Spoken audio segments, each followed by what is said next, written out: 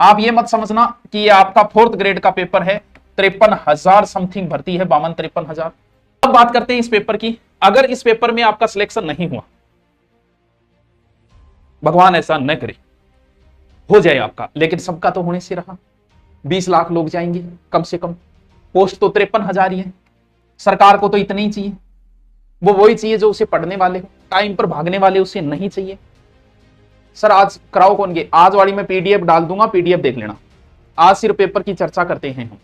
Paper में क्या आएगा देखो, हिंदी भी आएगी 20, टोटल कितने क्वेश्चन है 120, कई नो भी कौन बेरो। इंग्लिश भी आएगी 15, उसके बाद में पूरा जीके है, 20 ज्योग्राफी के होंगे, 20 हिस्ट्री कल्चर के होंगे, 10 पॉलिटिकल के होंगे, विज्ञान के भी 5 होंगे, और समसामयिकी के 10 होंगे, और कंप्यूटर के भी 5% होंगे, यानी और गणित के भी 15 होंगे। और सभी विषयों में कोई पारंगत नहीं हो सकता। ये बात सही है कि ऑलराउंडर इस दुनिया में कोई नहीं है, ना तुम हो, ना हम है, ना कोई और है। किसी का जीके मजबूत है, किसी की हिंदी अच्छी है, किसी की इंग्लिश अच्छी है, किसी की गणित अच्छी है, सब में कोई परफेक्ट नहीं है। पेपर की मेरिट क्या रहेगी कोई नहीं बता सकता, यह सिर्फ बताया जा सकता है पेपर देख के। अब पेपर तो आप देखोगे और उस समय आपको पेपर करना है, तो आपको डिसीजन उसी समय लेना है। जब आप पेपर को पढ़ रहे हो, सारा पेपर आप पढ़ रहे हो, सोल्व कर रहे हो, उत्तर कर रहे हो, डिसीजन आपको उसी समय लेना पड़ेगा कि यार ये पेपर इजी है, इसकी मेरिट ऊंची जाएगी, यार पेपर बड़ा खतरनाक है। क्यों? पढ़ने वाले को बच्चा पता है। अब जिसने कुछ पढ़ा ही नहीं, उसके लिए तो महाराणा प्रताप का पिता उदय सिंह भी डीप है, लेकिन जिसने पढ़ा है उसे पता है कि यार हल्दी घाटी युद्ध की तारीख पूछ रखी है तो बहुत इजी है, पढ़ने वाले बच्चे के लिए तो इजी है। लेकिन जिसने नहीं पढ़ा उसको नहीं पता, उसे लगेगा अल्लाह हल्दी घाटी यार 500 साल पहले की बात पूछी, इतनी थोड़ी याद रहे। अब पेपर देखते ही आपको पता चल जाएगा कि पेपर का लेवल कैसा है, आपको डिसीजन लेना है। लेकिन अगर आप विशेष कैटेगरी में नहीं है, विशेष कैटेगरी का मतलब यह हुआ जैसे विडो हो गया, एक्स आर्मी हो गया, यानी जिन्हें आरक्षण का ज्यादा फायदा है, यानी आप नॉर्मल कैटेगरी से आते हैं, SC ST OBC जनरल, विशेष कोई और चीज में नहीं है जैसे विकलांग, खिलाड़ी और जो, तो देखो कहीं ना कहीं नॉर्मली आपको रिस्क खेलनी पड़ेगी। जैसे प्रश्न 120 है, अगर आपने करना शुरू किया हिंदी वगैरह सब, पहला जो राउंड होगा उस पहले राउंड में सिर्फ आपको वही प्रश्न करने हैं जिस प्रश्न में आप कंफर्म हो। और आपको पता है कौन सा प्रश्न कंफर्म होता है? कंफर्म वही होता है कि जैसे ही उसने प्रश्न पूछा तराइन का युद्ध कब हुआ, और आपने भी ऑप्शन देखते ही पहले कहा कि 1151, ऑप्शन देखा ही नहीं आपने, वो तो प्रश्न होता है कंफर्म। और फिर ऑप्शन देखे ऊंधा सूंधा निकालने लाग रहा हो, इसको कंफर्म नहीं। पहला राउंड चलेगा, आपका प्रश्न होगा पहला, दूसरा, तीसरा, चौथा। थोड़ा सा मैं तरीका बता रहा हूं, इसे थोड़ा सा फॉलो कर ले। आप करोगे तो अच्छी बात है, वरना आप जैसे कर रहे हो वैसे भी कर सकते। जैसे आपने प्रश्न किया, पहला प्रश्न किया, ये पहले प्रश्न का उत्तर था 3। अब कुछ ज्ञानी बाबा जिनका क्या करें, कहना वो मानते नहीं है, वो क्या करते हैं, यहां लगागे इंग उत्तर है 3, ए लगागे छोड़ देगा। क्यों भाई, क्या करे कोई मुझे, क्यों छोड़ रही है जी? छोड़ने मतलब OMR कौन भरे? बोले OMR सागे ही भरूंगा। अरे तो भाई खड़ो है जो तू सागे काटे तो लास्ट, क्यों? क्योंकि इससे आपका माइंड डाइवर्ट हो जाता है। जैसे इसमें आपको 15% मैथ के भी तो निकालने, क्या पता कोई पर्सन आपकी 10 मिनट भी खा जाए। तो जो कन्फर्म है तो उसमें आपको कुछ चेंजिंग करना ही नहीं है कि इसका उत्तर यही है, अब पहले भरूं या बाद में भरूं तो इससे क्या फर्क पड़ता है। तो आप उसी समय OMR लो और भर दो 3 नंबर, वेट करना ही नहीं है। ऐसी गलतियां जिन जिन बच्चों ने की कि सारे उत्तर लगा लिए और बाद में OMR जिन जिन ने भरी, उनको नुकसान ही होता है। क्या होता है कि जब घबराहट होती है, डर किसको लगता है? वो काट के योद्धा होते हैं जिन्हें भय नहीं लगता, क्योंकि भय एक मूल संवेग है। मूल संवेग समझते हो, कभी सिखाया नहीं जाता है कि छोरो हाउ देसी करता है, चिमकना है, ये सिखाया नहीं जाता। अंधेरे से डरना है, ये सिखाया नहीं जाता कि अंधेरो है देख डर, तुम डरना ही एक्टिंग करे। भय एक मूल संवेग है जो हर मनुष्य के अंदर है। जो जिन लोगों का सिलेक्शन होगा ना, पेपर का डर उनको भी लग रहा है, जिनका नहीं होगा उनको भी लग रहा है। क्यों? वो काट के योद्धा होते हैं जिन्हें भय नहीं लगता। और सिचुएशन को अगर जैसे कई बार मान लो कि आपको कहीं स्कूल में डेमो देने जाना है, आपका पहला दिन है, तो आपके अंदर एक घबराहट आ जाती है। मतलब जब तक आप क्लास में नहीं जाते, बार बार पेशाब आने लग रहे हैं, टेंशन हो रही है कि पढ़ाऊंगा। या फिर मान लो आपको किसी सभा में बुलाया गया भाषण देने के लिए, आपको पता है कि मेरी भाषण में बारी आवेगी, तो जब तक आप सभा में बैठे हो, क्या प्रोग्राम चल रहा है आपका ध्यान नहीं। क्यों? आपके दिमाग में वो भाषण चल रहा है कि यार घबरा जाऊंगा कि और बार बार भाषण रिपीट करो। लेकिन जैसे ही आप माइक के ऊपर आई, या जिस क्लास में आपका आज डेमो है एज ए टीचर, जिस क्लास के अंदर आप गई, जब तक आप उस क्लास में नहीं जाते या जब तक भाषण के स्टेज पे नहीं जाते, भय आपको तब तक ही लगता है। यानी कहते हैं कि जब सिचुएशन को टैकल कर लिया जाए, भय समाप्त हो जाता है। जिस चीज से भय लग रहा था उस चीज का अगर सामना हो जाए तो भय समाप्त हो जाता है। वैसे ही पेपर से पहले एक बीपी हाई लो ऊपर नीचे हो जाते हैं, स्वाभाविक है, तैयारी करने वाले सबके साथ होता है।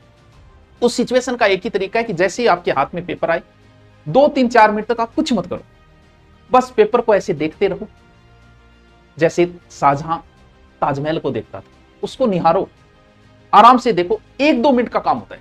उसके बाद में आपकी बीपी एकदम सही हो जाती है। उस घबराहट में आपने रोल नंबर भर दिए तो लगभग तो गलती भरेंगे, नहीं भरना है 2-4-5 मिनट से कोई फर्क नहीं पड़ेगा, आराम से, अधिकतम 5 मिनट है, 5 मिनट में आपकी बीपी सही, सब कुछ नॉर्मल हो जाता है। क्यों? क्योंकि अब आपको जिस चीज का भय लग रहा था उस भय का आपका सामना हो गया, सामना होती भय खत्म। फिर क्या है, जब तक सामना ना हो भय तब तक है। तो थोड़ा सा पेपर जैसे ही हाथ में आए, अगर आपको ऐसा लग रहा है कि मुझे घबराहट है, तो 2-3-4 मिनट में आपकी घबराहट मिट जाएगी। इसलिए उस समय थोड़ा देरी रखो, कोई जरूरी नहीं है 5 मिनट में क्या फर्क पड़ता है, आराम से बैठे रहो, पेपर को देखते रहो। उस घबराहट में रोल नंबर वगैरह मत भर देना, नहीं आगे को होगा गुरुजी मेरे मार में रोल नंबर गलत हो गया। ये वही है, क्या करना है, पहला प्रश्न आता है कन्फर्म, भरना है, वेट नहीं करना है कि मैं दूसरे राउंड में भरूंगा, नहीं, ये प्रश्न आपको कन्फर्म आ रहा है, भर दिया आपने। उसके बाद मान लो 5 नंबर क्वेश्चन आ रहा है, भर दिया आपने, ठीक है, कन्फर्म आ रही।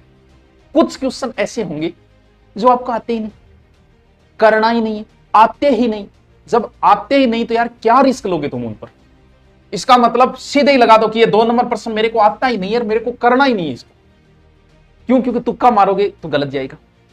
ऐसे करते करते जब आप लास्ट तक पहुंचे 120 तक और सही सही प्रश्न किए, तो मैं आपको देता हूं कि आपके 70 या 80 से ज्यादा नहीं हो सकते। पहले राउंड में कि आप मुझे सही सही करने और आपकी तैयारी अच्छी, तो आप 60-70 तक पहुंचोगे। अब एक चीज तो आपके समझ में आ गई, इतना ही पहुंच पाओगे सही सही में। लेकिन करना क्या है कि यह प्रश्न मेरे को नहीं करना। 3 नंबर प्रश्न में आप 2 ऑप्शन में आ गए थे, उस प्रश्न को आपको ऐसे लगाना है।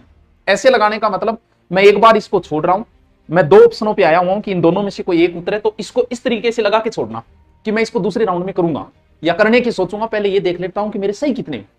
अब इस बात का आपको पता चल गया कि पेपर ठीक ठाक है, लेकिन कितना ही ठीक ठाक हो, 70-80 में सिलेक्शन तो नहीं होगा। क्यों? क्योंकि कोई व्यक्ति हो अगर जिसे विशेष आरक्षण का फायदा नहीं है, तो जितने आ रहे हैं उतने करने से सिलेक्शन नहीं हो सकता। रिस्क उठानी पड़ेगी। वो रिस्क अब उठानी है, किन प्रश्नों में उठानी है वो बता रहा हूं। पहले राउंड में आपने कर दी कि 70 से 80 हुए कि यार पेपर थोड़ा इजी सा है और 70-80 से मेरा सिलेक्शन नहीं हो सकता। अब आओ दूसरा राउंड। उस दूसरे राउंड में वही प्रश्न करने जिनको आपने ये लगाए, कम से कम ऐसे 30 प्रश्न होंगे। क्योंकि 70, अगर आपने 70 कन्फर्म किया ना, एकदम कन्फर्म कर दिया आपने 70 पूरा पूरा कन्फर्म, मैं दावा ठोकता हूं 5 गलत होंगे इसमें, चाहे आपने कितने ही सही कर दिए होंगे। और नेगेटिव करोगे 1/3 करे तो कितने कट गए, 7-8, यानी कितने गलत हो गए, लगभग 7 और नीचे आ गए ना। इसका मतलब सही सही वालों में भी गलत होंगे। आदमी सही सही करके सोच के आता है, जैसे एग्जाम हॉल से बाहर निकलता है उसके मन में होती है 120 में 100 सही है, फिर थोड़ा सो 12 आगे गाड़ी में बैठे 2-4 मिलाया, बोलो वो गलत हो गया, कोई नहीं तो एक ही तो गलत हो है, थोड़ी देर गाड़ी और चाली, अच्छा कोई नहीं तो 5 और गलत मान लियो, यहां करते वो नीचे आओगे, घरे पहुंचाओगे तब 10 से 15 गलत हो जाए। लेकिन अभी तक बंदे की कॉन्फिडेंस है कि 5-10 ही तो गलत हो है, सिलेक्शन तो है ही।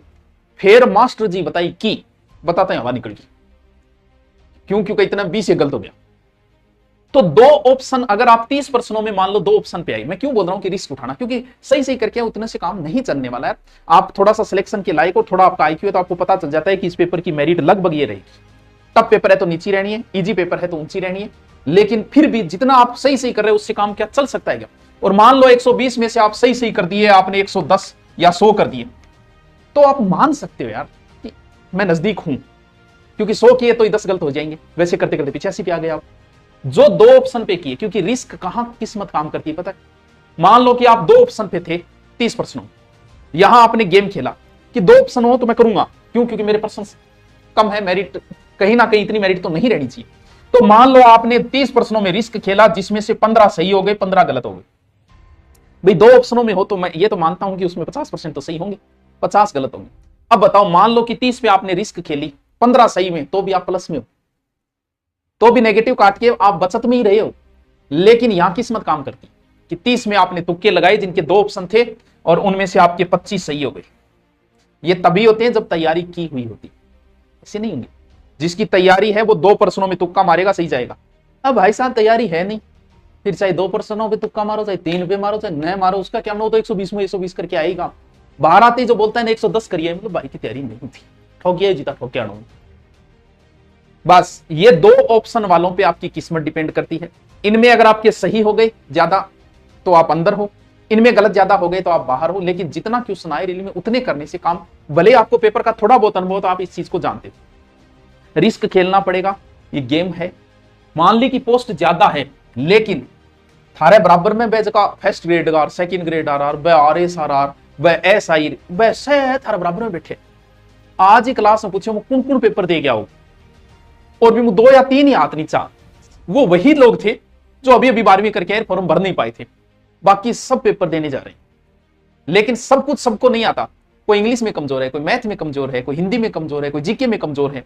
सारा ऑल ओवर तो सबको आने से रहा। मान लो किसी ने एसएससी की तैयारी की तो उसका राजस्थान जीके कमजोर है, लेकिन फिर भी धैर्य से पेपर करना है। अगर इस पेपर में आपके नुकसान ये होगा, ये इस पेपर को आप 4th ग्रेड मत समझो, इस पेपर को आरएस प्री समझो। मैं बोल रहा हूं कि आरएस प्री देने जा रहे हो आप, आपको बोलना ही क्यों है, आपको बोलना ही क्यों है कि मैं 4th ग्रेड का पेपर देना, आरएस प्री देने जा रहा हूं। और इस प्री में 53,000 लोग पास हो। मेन का बाद में देखेंगे, जब भी होगा देखेंगे। अगर आप 53,000 में आपका सिलेक्शन नहीं हुआ, आप अंदर से टूट जाओगे यार। 53,000 में नहीं, आपका कॉन्फिडेंस लेवल बहुत डाउन चला जाए। इसीलिए इसको नॉर्मल न ले कि यही है 4th ग्रेड में तो यही देन उठियो, क्यों उठियो देनी, यही देन गए तेरे को नहीं हो तो कमी है तेरे अंदर। और आपकी गार्जियनों को भी इस बात का पता चलेगा कि बंदा जब 53,000 में सिलेक्ट नहीं हो रहा है और मैं सोचूं कि मेरो छोरो आरएस लागू। अब वो उदाहरण मुझे मत देना कि कांस्टेबल में नहीं हुआ था आईपीएस बन गया। ऐसे गिने चुने ही उदाहरण है, अंगुलियों पे गिनने लायक ही उदाहरण है ऐसे।